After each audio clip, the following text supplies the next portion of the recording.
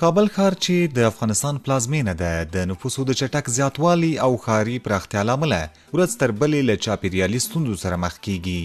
د همدې ستونزو له ډلې یوه مهمه یې د شنو ساحو کمښت او د هغو د ساتنې اړتیا ده.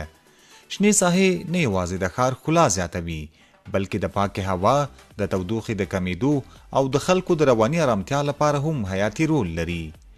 موږ په دې راپور کې هڅه کړې چې د کابل ښار د شنو ساحو په اړه د خلکو او مسئولینو نظرونه واخلو. په پیل کې ورځو د یو شمیر ښاریانو نظرونو ته.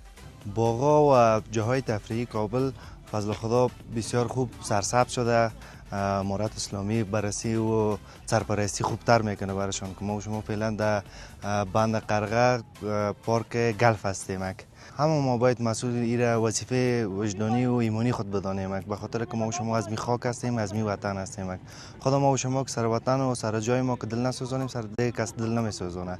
و کل ما وظیفه ما اینست که در جاهای تفریحی ما هم پاک نگاه کنیم که هم در حساب سرسبزی و آبیاری و یاش خودمون کمک کنیم. د کابل ښار اوسیدونکی خواجه معزالله صدیقي زیاتوي چې له چاپیریال ساتنې ملي ادارې څخه هیله لري ترڅو په ښار کې ټولو شنو ساحو ته پاملرنه زیاته کړي او هغه ځایونه چې اړتیا لیدل کېږي هلته هم ونې کښېنوي. از محیط زیست خواستم آمی است که مثل کمیجی که سرسبز است و چی است برازی رسیدگی بتونن اوش با وقت بتن او یاری سعی کنن که تا که همه جای سرسبز و یا باشه. به امثال گلف بسیار جاهای دیگه هم هسته که میتونن که سبز و درخت و نهال بشانن.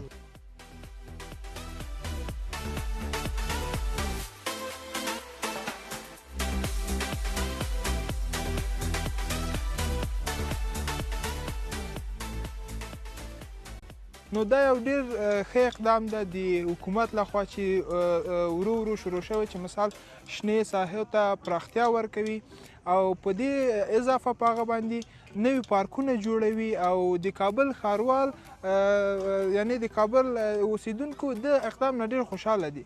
د کابل ښار اوسیدونکی احمد خوشحال وایي چې دا یوازې د حکومتي ادارو دنده نه ده چې چاپیریال ساتنې ته پاملرنه وکړي. نوموړی وایي موږ ټول دا مسؤلیت لرو چې د خپل چاپیریال په سمسورتیا او ساتنه کې برخه واخلو. داسې نه کېږي چې مثال موږ ته نه په حکومت باندې اکتفا وکړو او موږ وایو چې مثال ټول کار د موږ ته حکومت وکړي. هر فرد هر اوسیدونکی د دې ښار که څه کابل کې اوسي که نورو ولایتو کې اوسي ده ته مسؤل د مثال په توګه چې د ښار په پاکۍ کې سهم واخلي. یعنی سهم شاید وړوکی سهم دی چې اول موږ دا فرهنګ لري چې مثال دغه یو شی چې خورو اوبه څښو بوتل په بازار کې واچو همدا که موږ په زبالهداني کثافهداني کې واچو دا به د موږ لپاره یو ډېر لوی هانر او افتخار وي. او بل دا چې موږ کولی شو هر کال هر اوسیدونکی دا بار بار په رسنیو کې ویل چې هر کس یو د نیالګی له یو ونه کیږي دا به نو تاسې وګورئ چې راتلونکي لسو کلو کې به کابل ښار څونه شین او څونه پاکه هوا لري او د موږ د راتلونکي نسل لپاره دا یو ډېر لوی اقدام دی.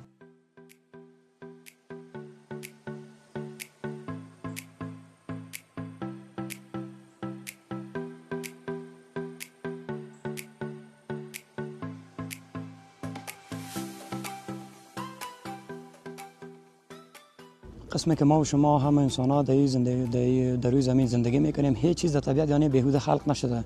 همه چیز پروردگار وقت که آفریده راجع یک بیهوده خلقش نکرده. به می خاطر قسمه که دانشمندا مثلا گفتن، قسمه که دکترها گفتن دیدن سرسبزی، دیدن آبشار، دیدن آب انرژی های منفی بدن انسان یعنی به نگاتیو تبدیل میکنه، مثبت میشه. پس و در ضمن فعلا در شهر کابل الحمدلله سرسبزی است. در 34 ولایت افغانستان کابل و در کابل میمانخانه همه مردم افغانستان پغمان است که سرسبزترین جای است و همه مردم به میله و چکر میان. فعلا سرسبزی در همه نقاط کابل انشالله است.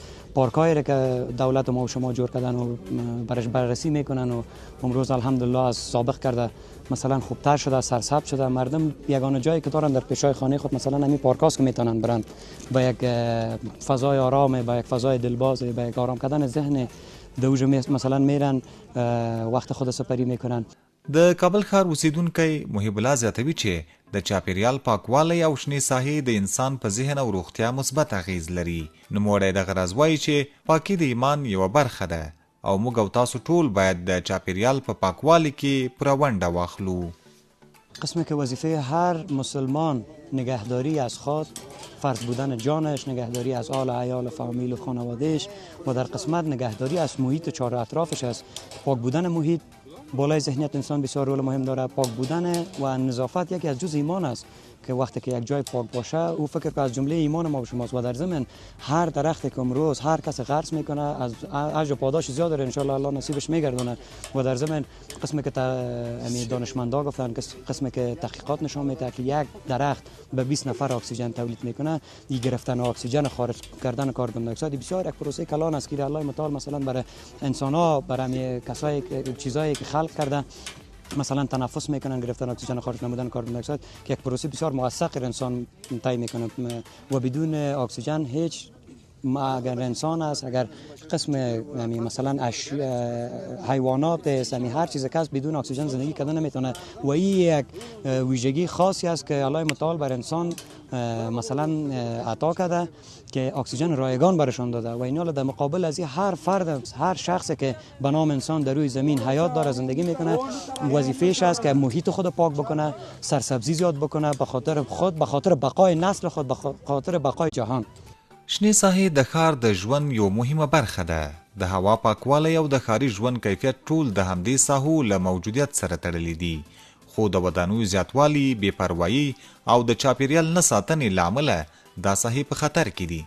بلخوا د چاپیریال ساتنې ملي ادارې د نوي کال په پیل کې داسې هڅې پیل کړي چې په ښار او د ښار په شاوخوا سیمو کې ګڼ شمېر میوه لرونکي او بې میوې ونې کېنوي.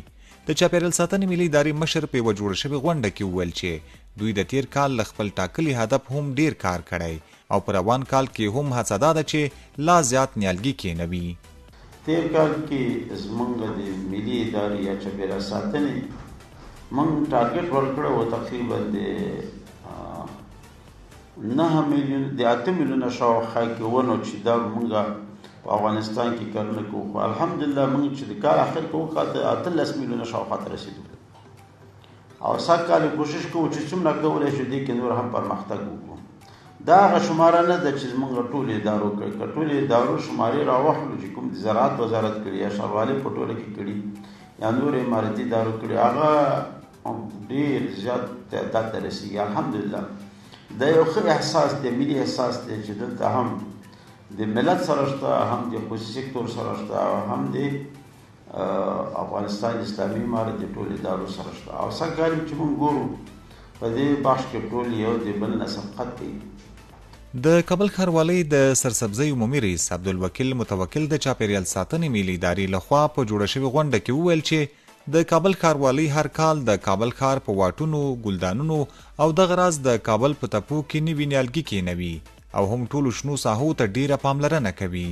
کابل ښاروالي د جناب ښاروال صاحب په لارښودنه باندې هر کال د کابل په تپو کې، د کابل په ښار کې، ګلدانو کې او په واټونو کې هم الحمدلله پوره د سرسبزۍ په باره کې هغه تغییرات راغلي دي او ډیر زیات پرمختګ یې کړی ده. عبدالوکیل متوکل زیاتوي چې دوی اوس د ښار په بیلابیلو برخو کې په ځانګړي ډول په تپو کې د بې میوې ونو پر ځای د میوه لرونکو ونو او بوټو کېنولو ته مخه کړې ده. د غیر مثمرو بوټو په ځای باندې په تپو او په غرونو کې الحمدلله اوس بادام او د بادامو سره پیستا، چارمغز، انار او مختلف قسمه بوټي هغه اوس د تربیت لاندې دي او د ترویج لاندې دي. ان شاء الله العزیز په نږدې کلونو کې به د کابل تپې دا به په مثمرو ونو او بوټو باندې وپوښل سي. د شنو ساحو ساتنه د ښاري ژوند له مهمو اړتیاوو څخه ده چې د ښار د چاپیریالي توازن، د هوا د پاکوالي او د خلکو د ښه ژوند لپاره حیاتي ارزښت لري. د نفوسو زیاتوالی او بې پروګرامه ښاري پراختیا دا ساحې له جدي ګواښ سره مخ کړي دي. له همدې امله د چاپیریال د ښه والي لپاره د عامه پوهاوي زیاتوالی او د شنو ساحو ساتنې ته جدي پاملرنه اړینه بلل کیږي. که ټولنه په ګډه د چاپیریال ساتنې ته کار وکړي نو یو پاک، شین او د ژوند لپاره مناسب ښار او ښه چاپیریال رامنځته کیدای شي.